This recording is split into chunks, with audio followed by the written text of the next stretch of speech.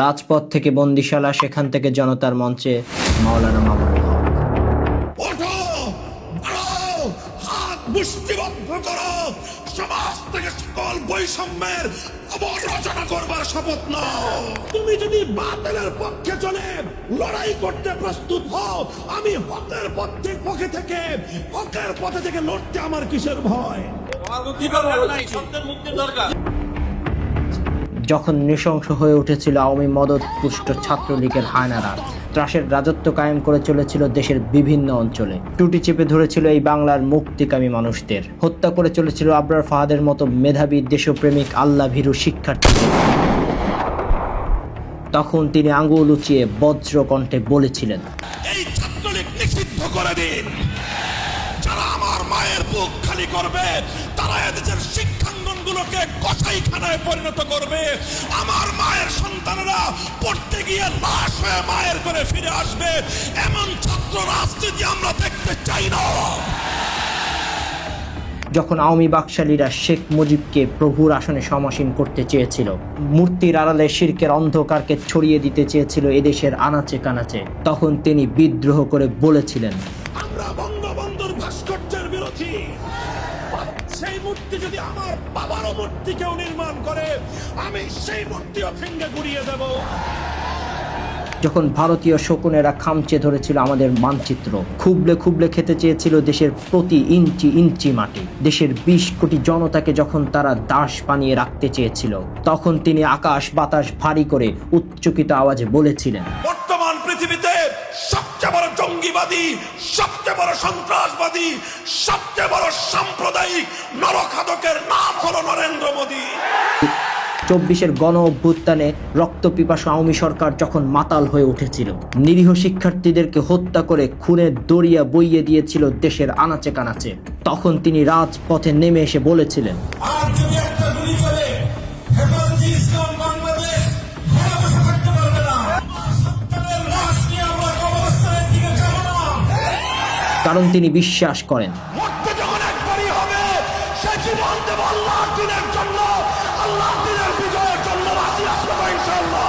খুন, গুম, জুলুম, নির্যাতন, নিষ্পেষণ, অন্যায় অনাচারের বিরুদ্ধে যিনি কখনো মাথা নত করেননি, প্রতিপক্ষের বিশাল শক্তিকে তুচ্ছ করে যিনি লড়ে গেছেন, তিনি মাওলানা মামুনুল হক। শাপলার হত্যাকাণ্ড থেকে শুরু করে খুনি হাসিনার স্বৈরতন্ত্র, রোহিঙ্গা সংকট, শাতিম ইস্যু, গাজার গণহত্যা, কাদিয়ানি ফিতনা, দাওয়াত তাবলীগের সমস্যা নিরসন, মোদী বিরোধী আন্দোলন, দেশি বিদেশি নানা বিষয়ে সদা সত্যের পথে থেকে লড়ে গেছেন যিনি, তিনি মাওলানা মামুনুল হক।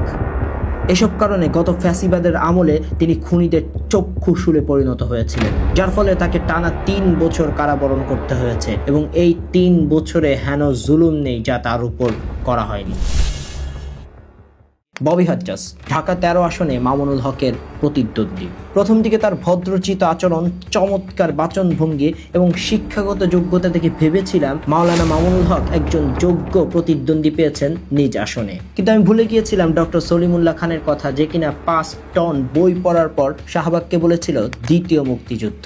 শিক্ষাগত যোগ্যতা, সার্টিফিকেটের বিশাল স্তূপ আর মুখে সুন্দর কথার বুলি থাকলেই যে মানুষ হওয়া যায় না, তার সবচেয়ে উৎকৃষ্ট উদাহরণ হলো ভাড়াটিয়া রাজনীতিবিদ ববি হাজ্জাজ। মামুনুল হকের জনপ্রিয়তায় ক্রমশ খুলে পড়তে শুরু করেছে তার ভদ্রতার মুখোশ, ফলে তিনি একে একে নানা ধরনের মিথ্যাচার এবং অপপ্রচার করে যাচ্ছেন মাওলানা মামুনুল হককে নিয়ে।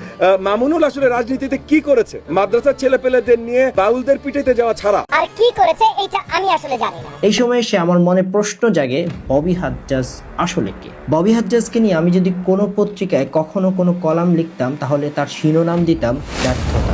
একজন অক্সফোর্ড পড়ুয়া ব্যক্তি কিভাবে তার রাজনৈতিক জীবনে বারবার পরাজিত হয়েছেন এবং ব্যর্থ হয়েছেন, সেটিই হতো আমার কলামের মূল উপাত্ত।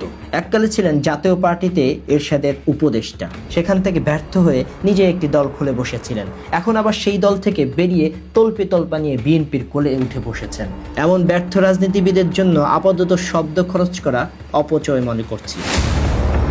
মামুনুল হক আসলে কে সেটা না হয় তিনি স্বয়ং তারেক রহমানের উপদেষ্টা ডক্টর মাহদি আমিনের কাছ থেকেই জেনে নিন। যিনি বারবার কারা নির্যাতিত হয়েছেন, ফ্যাসিবাদের বিরুদ্ধে রক্তক্ষয়ী সংগ্রামে সম্মুখ বাড়িতে থেকে একটা জোরালো ভূমিকা রেখেছেন, অনেক মানুষকে ঐক্যবদ্ধ করেছেন। ওনাকে অনুসরণ করেই ফ্যাসিবাদ হটানোর আন্দোলনে যারা রাজপথে নেমে এসেছিলেন। আমি এই কারা নির্যাতিত ওদের নেতাকে কথা বলার জন্য আমার চাচ্ছি। তাছাড়া 13 আসনে দীর্ঘ সময় পর্যন্ত বিএনপি কেন প্রার্থী দেয়নি সেটাও নিশ্চয়ই ববি হাজ্জাজের অজানা থাকার কথা নয়।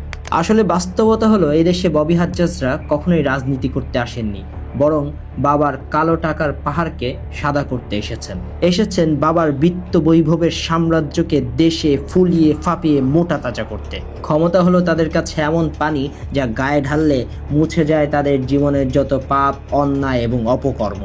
সুতরাং সিদ্ধান্ত এখন আপনার কাছে।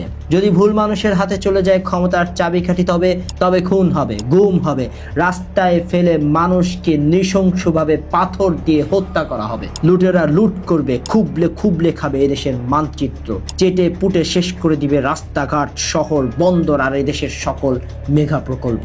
আবার শোনা যাবে ধর্ষিতা কোনো মায়ের আর্তনাদ। উগ্রবাদী বলে মানুষ হত্যার বৈধতা উৎপাদন করবে আদালত, তথ্য সন্ত্রাসী মিডিয়া আর অভিশপ্ত রাজনীতিবিদেরা। সুতরাং সাবধান, ভদ্রতার মুখোশ পরে আছে দুর্ধর্ষ হায়না।